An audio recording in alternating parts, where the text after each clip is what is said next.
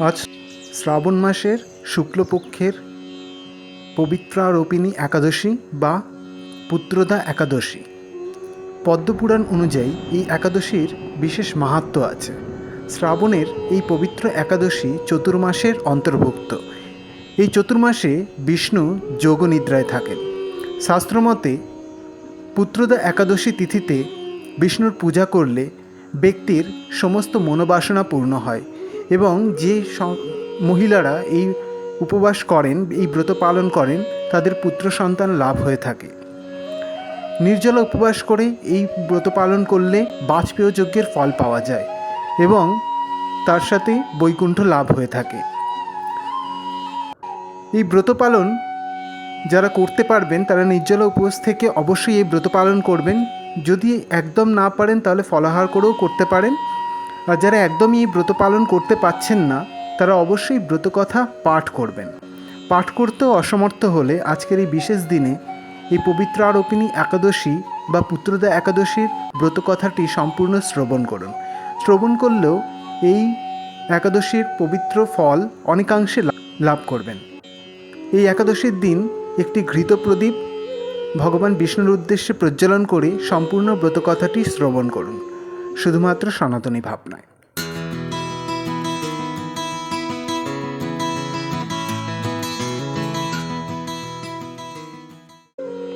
অথ পুত্রদা একাদশীর ব্রতকথা।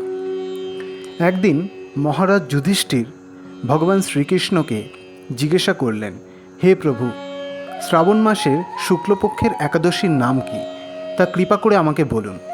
শ্রীকৃষ্ণ বললেন, হে মহারাজ, এখন আমি সেই পবিত্র ব্রতের মাহাত্ম্য বর্ণনা করছি, যা শোনা মাত্রই বাজপেয় যজ্ঞের ফল লাভ হয়ে থাকে। মনোযোগ দিয়ে তা শ্রবণ করুন। প্রাচীনকালে দাপর যুগে শুরুতে মহিজিৎ নামে এক বিখ্যাত রাজা ছিলেন। তিনি মাহিষ্মতি নগরে বা রাজত্ব করতেন। কিন্তু দুঃখের বিষয় এই যে তার মনে বিন্দুমাত্র সুখ শান্তি ছিল না, কেননা তিনি ছিলেন অপুত্রক। নিজেকে অত্যন্ত দুর্ভাগা বলে মনে করতেন রাজা এবং চিন্তাগ্রস্ত থাকতেন। ব্রাহ্মণদের সামনে গিয়ে বলতে লাগলেন তিনি, হে প্রজাবৃন্দ, তোমরা শোনো, আমি এই জন্মে কোনো পাপ করিনি, অন্যায়ভাবে আমার রাজকোষ বৃদ্ধি করিনি, ব্রাহ্মণ বা দেবতাদের সম্পদ কখনো গ্রহণ করিনি, উপরন্তু প্রজাদের পুত্রের মতো পালন করেছি, ধর্ম অনুযায়ী পৃথিবী শাসন করেছি, দুষ্টদের যথানুরূপ দণ্ড দিয়েছি, সজ্জন ব্যক্তিদের যথাযোগ্য সম্মান করতেও কখনো অবহেলা করিনি। তাই হে ব্রাহ্মণগণ, এই প্রকার ধর্মপথ অবলম্বন করা সত্ত্বেও কেন আমার পুত্র লাভ হলো না, তা আপনারা কৃপা করে অনুসন্ধান করুন। রাজার এই প্রকার কাতর উক্তি শুনে ব্যথিত রাজভক্ত পুরোহিত ব্রাহ্মণগণ রাজার মঙ্গলের জন্য গভীর বনে ত্রিকালজ্ঞ ঋষির কাছে যেতে মনস্থ করলেন। বনের মধ্যে ঋষিদের আশ্রম দেখতে দেখতে তারা এক মুনির সন্ধান পেলেন। তিনি দীর্ঘায়ু, নিরোগ, নিরাহারে ঘোর তপস্যায় মগ্ন ছিলেন। সর্বশাস্ত্র বিশারদ, ধর্মতত্ত্বজ্ঞ ও ত্রিকালজ্ঞ সেই মহামুনি লোমশ নামে পরিচিত। ব্রহ্মার এক কল্প অতিবাহিত হলে মুনিবরের গায়ের একটি লোম পরিত্যক্ত হতো। এই কারণে এই মহামুনির নাম লোমশ। তাকে দেখে সকলেই ধন্য হলেন। তারা পরস্পর বলতে লাগলেন যে আমাদের বহু জন্মের সৌভাগ্যের ফলে আজ আমরা এই মুনিবরের সাক্ষাৎ লাভ করলাম। তারপর ঋষিবর তাদের সম্বোধন করে বললেন, কী কারণে আপনারা এখানে এসেছেন এবং কেনই বা আমার এত প্রশংসা করছেন তা স্পষ্ট করে বলুন। আপনাদের যাতে মঙ্গল হয় আমি নিশ্চয়ই তার চেষ্টা করব। ব্রাহ্মণেরা বললেন, হে ঋষিবর, আমরা যে জন্য এখানে এসেছি আপনি তা কৃপা করে শুনুন।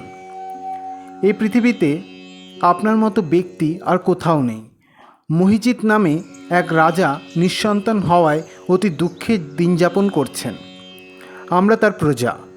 তিনি আমাদের পুত্রের মতো পালন করেন, কিন্তু তিনি পুত্রহীন বলে আমরাও সবাই মর্মাহত। তার দুঃখ দূর করতে আমরা এই বনে প্রবেশ করেছি। হে ব্রাহ্মণ শ্রেষ্ঠ, রাজা যাতে পুত্রের মুখ দর্শন করতে পারেন, কৃপা করে তার কোনো উপায় আমাদের বলুন। তাদের কথা শুনে মুনিবর ধ্যানমগ্ন হলেন। কিছু সময় পরে রাজার পূর্বজন্ম বৃত্তান্ত বলতে লাগলেন। এই রাজা পূর্বজন্মে এক দরিদ্র বৈশ্য ছিলেন। একবার তিনি একটি অন্যায় কার্য করে ফেলেন। ব্যবসা করবার জন্য তিনি এক গ্রাম থেকে অন্য গ্রামে যাতায়াত করতেন। একসময় জ্যৈষ্ঠ মাসে শুক্লপক্ষের দশমীর দিনে কোথাও যাওয়ার পথে তিনি অত্যন্ত তৃষ্ণার্ত হয়ে পড়েন। গ্রাম প্রান্তে একটি জলাশয় দেখতে পান। সেখানে জলপানের জন্য যান। একটি গাভী ও তার বাছুর সেখানে জলপান করছিল। তাদের তাড়িয়ে দিয়ে তিনি নিজেই জলপান করতে লাগলেন। এই পাপকর্মের ফলে তিনি পুত্রসুখে বঞ্চিত হয়েছেন, কিন্তু পূর্বজন্মের কোনো পুণ্য ফলে তিনি এই রকম নিষ্কণ্টক রাজ্য লাভ করেছেন। সবাই তখন বললেন, হে মুনিবর, শাস্ত্রে আছে পুণ্য দ্বারা পাপক্ষয় হয়। তাই আপনি এমন একটি পুণ্যব্রতের উপদেশ করুন যাতে তার পাপ দূর হয় এবং আপনার অনুগ্রহে তিনি পুত্র সন্তান লাভ করতে পারেন। লোমশ মুনি বললেন, শ্রাবণ মাসের শুক্লপক্ষের পবিত্র আরোপিণী একাদশী ব্রত অভীষ্ট ফল প্রদান করে। আপনারা যথাবিধি তা সকলে পালন করুন। লোমশ মুনির উপদেশ শুনে আনন্দ চিত্তে গৃহে প্রত্যাবর্তন করে তারা রাজাকে সে সকল কথা জানালেন। তারপর সকলে মিলে মুনির নির্দেশ মতো ব্রত পালন করলেন। তাদের সকলের পুণ্যফল রাজাকে প্রদান করলেন। সেই পুণ্যের প্রভাবে রাজমহিষী গর্ভবতী হলেন। উপযুক্ত সময়ে বলিষ্ঠ সর্বাঙ্গ সুন্দর এক পুত্র সন্তানের জন্মদান করলেন। ভবিষ্যৎতর পুরাণে এই মাহাত্ম্য বর্ণিত হয়েছে। এই ব্রত মাহাত্ম্য যিনি পাঠ বা শ্রবণ করবেন তিনি সমস্ত পাপ থেকে মুক্ত হবেন এবং পুত্রসুখ ভোগ করে অবশেষে দিব্যধাম প্রাপ্ত হবেন। অথ পবিত্র আরোপিণী একাদশীর ব্রতকথা সমাপ্ত।